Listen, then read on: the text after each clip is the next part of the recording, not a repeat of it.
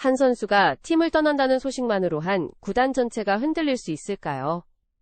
그리고 그 선택의 이유가 단 하나 손흥민이 없이는 불가능하다라는 말 한마디라면 이야기는 완전히 달라집니다. 오늘 전해지는 소식은 단순한 이적설이 아닙니다. 영국 무대를 떠나 MLS로 향하겠다는 존슨의 선언, 그리고 그 배경에 반복해서 언급되는 한 이름.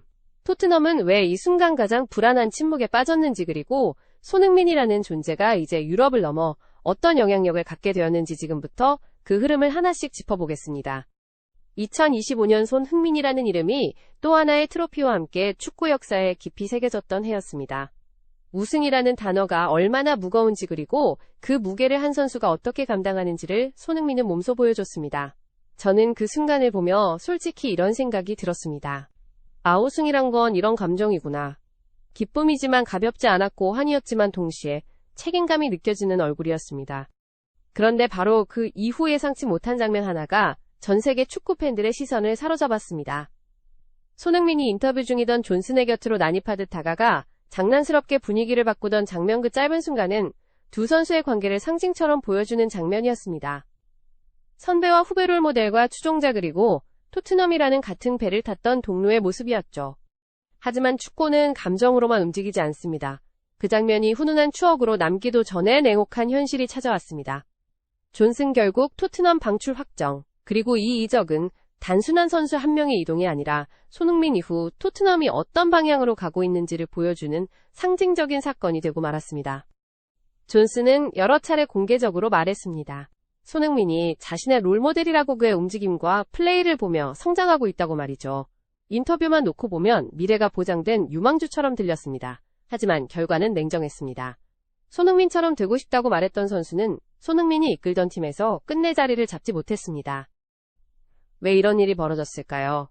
단순히 실력이 부족했기 때문일까요? 아니면 토트넘이라는 팀 자체가 그를 키워낼 여유를 잃어버린 걸까요? 저는 이 지점에서 개인적으로 씁쓸함을 느꼈습니다. 손흥민은 토트넘에서 기회의 상징이었지만 어느 순간부터 토트넘은 기다려주지 않는 팀으로 변해 있었기 때문입니다. 이적 시장에 조금이라도 관심이 있는 팬이라면 파브리치오 로마노의 세 단어가 의미하는 바를 너무나 잘 알고 있을 겁니다. Here we go. 이 말이 뜨는 순간 사실상 모든 건 끝입니다. 그리고 오늘 새벽 바로 그 문장이 존슨의 이름과 함께 등장했습니다. 행선지는 크리스탈 팰리스. 이적료는 약 350만 파운드, 한화로 환산하면 약 650억 원 수준입니다. 토트넘이 존슨을 영입할 당시 지불했던 금액을 떠올려 보면 사실상 손해를 감수한 매각이기도 하고 동시에 지금이 한계라는 판단이 내려졌다고 볼 수도 있습니다. 언론은 이 거래를 두고 엇갈린 평가를 내렸습니다. 토트넘이 잘 팔았다는 반응과 토트넘이 또 하나의 가능성을 버렸다는 평가가 동시에 나왔죠. 이쯤 되면 질문은 하나입니다. 정말 존슨은 실패한 선수였을까요? 존슨의 문제는 단순히 골 수치만으로 설명되지 않습니다. 토트넘에서 그는 점점 전술의 중심에서 멀어졌고 감독의 압박 전술과도 어긋나기 시작했습니다. 스피드는 있었지만 결정력은 들쭉날쭉했고 무엇보다 반드시 써야 하는 선수가 되지 못했습니다. 아이러니하게도 손흥민이 팀의 절대적인 기준점으로 존재하는 한 그 옆에서 성장해야 할 유망주에게 요구되는 기준은 지나치게 높았습니다.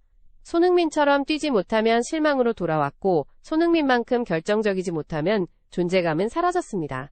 존슨은 그 틈에서 점점 압박을 받았고 결국 벤치로 밀려났습니다. 팰리스는 왜 존슨을 선택했을까요? 이유는 분명합니다.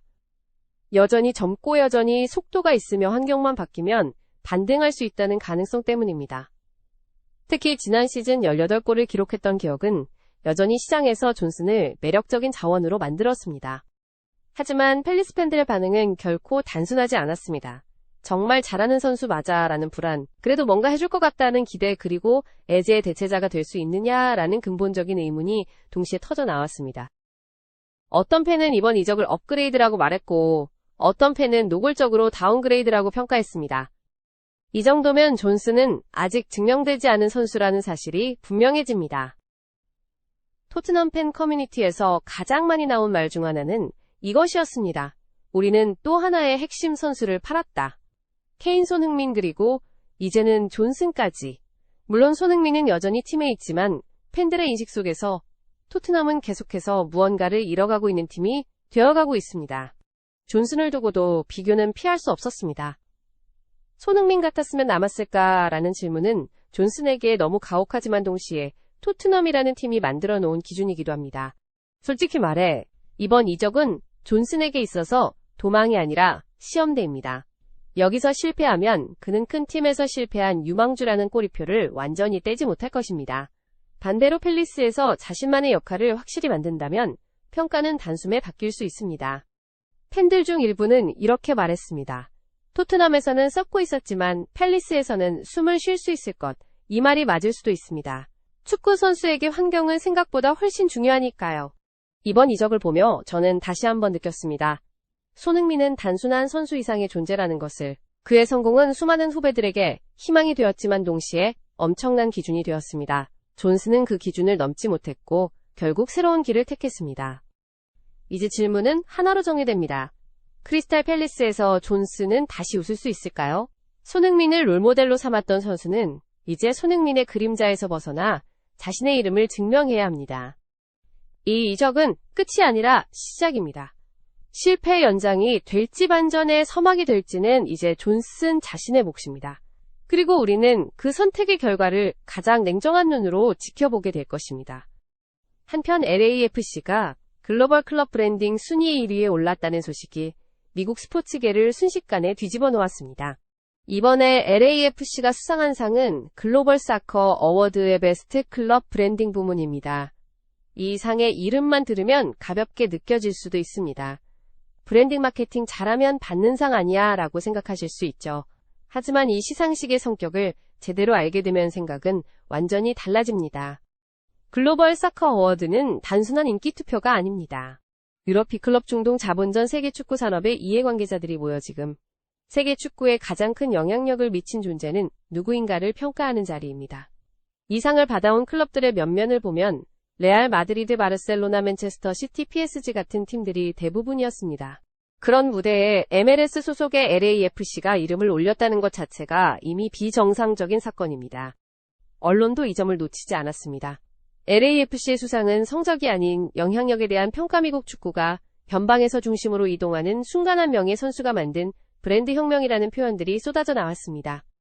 아직 모든 것은 공식 발표가 아닌 이야기의 영역에 머물러 있습니다. 그러나 분명한 전문 선수들의 선택 기준이 더 이상 연봉이나 명성만이 아니라는 사실입니다. 누구와 함께 뛰는 가누구의 곁에서 축구를 하는가, 그 질문의 중심에 손흥민이라는 이름이 반복해서 등장하고 있다는 점은 결코 우연으로 보이지 않습니다. 이 선택이 토트넘에 어떤 파장을 남길지, 그리고 MLS에서 또 어떤 변화의 신호탄이 될지는 조금 더 지켜봐야 할 문제입니다. 스포츠 월드 TV는 이 흐름의 다음 장면까지 끝까지 함께 지켜보겠습니다.